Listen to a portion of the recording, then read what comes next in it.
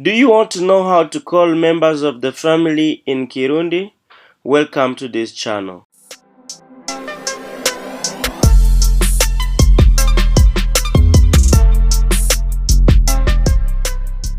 If you are new to this channel, consider subscribing so that you can't miss any update from this channel. Today in this video, guys, I'm going to share with you how to call members of the family in Kirundi. Let's start with father. Father in Kirundi say data. Data. Mother in Kirundi you say mama. Mama or mawe. Mawe. Son you say umuhungu. Umuhungu. Daughter you say umukobwa. Umukobwa. Brother you say mwene wanyu. If you say my brother as a boy, you say mwene wanyu. If it's a sister saying my brother, she says musazawe. Musazawe. Sister, you say mushikawe. Mushikawe. Husband, umugabo. Wife, umugore. Parent, umuvyeyi. Parent, umuvyeyi. Parents, abavyeyi. In plural, parents, you say abavyeyi. Siblings, in Kirundi you say abavukanyi. Abavukanyi. Uncle, inarume. Inarume. Aunt, inasenge. Inasenge. Inasenge. Cousin, you say umuvyara. Umuvyara. Nephew, you say umwishwa. Umwishwa. Niece, umwishwa. Umwishwa. Father-in-law, sebukwe. Sebukwe. Mother-in-law, inabukwe.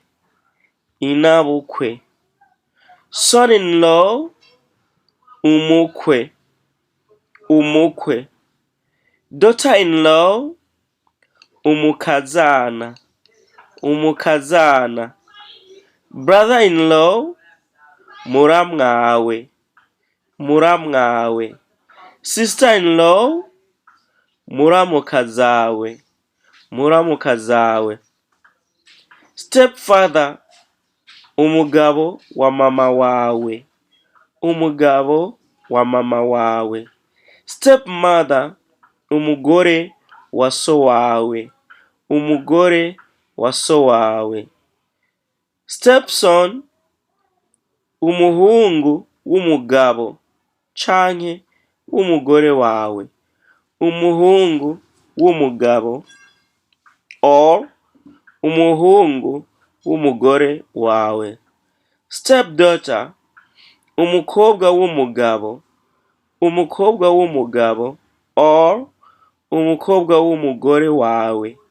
Umukobwa w'umugore wawe. Half brother, umuhungu w'umugabo wa mama wawe. Umuhungu w'umugabo wa mama wawe or umuhungu w'umugore wa so wawe. Umuhungu w'umugore wa so wawe. Half sister, umukobwa w'umugabo wa mama wawe. Umukobwa w'umugabo wa mama wawe or umukobwa w'umugore wa so wawe. Umukobwa w'umugore wa so wawe. Great great grandfather.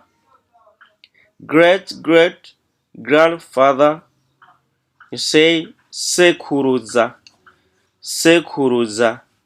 Great great grandmother, inakuruza, inakuruza. Great grandfather, sekuruza, sekuruza. Great grandmother, inakuruza, inakuruza. Grandfather, sekuru. Grandmother, inakuru. Great great grandson, inzukuru, inzukuru.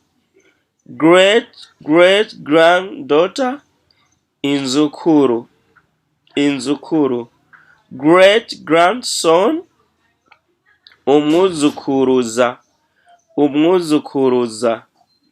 Great granddaughter, umwuzukuruza, umwuzukuruza. Grandson, umwuzukuru, umwuzukuru.